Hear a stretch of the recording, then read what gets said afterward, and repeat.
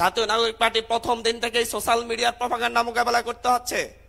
এই জাতীয় নাগরিক পার্টি পুরো স্রোতের বিপরীতে দাঁড়িয়ে, বঙ্গোপসাগরের স্রোতের চাইতেও ভয়ঙ্কর স্রোতের বিপরীতে দাঁড়িয়ে জাতীয় নাগরিক পার্টিকে রাজনীতি করে যেতে হচ্ছে।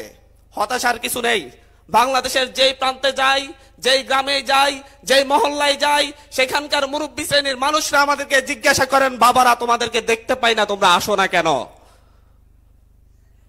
প্রত্যেকটা বাবারা, প্রত্যেকটা চাচারা, আমাদের ভাইয়েরা, আমাদের বোনেরা গ্রামে গঞ্জে পাড়া মহল্লায় আমাদের নেতৃবৃন্দকে খোঁজে। তারা প্রত্যেকেই জাতীয় নাগরিক পার্টির প্রতিনিধিদেরকে খুঁজে, যাদের কাছে তারা তাদের দুঃখ দুর্দশার কথা বলতে পারবে এবং তারা যাদেরকে তাদের ভরসার জায়গা মনে করে।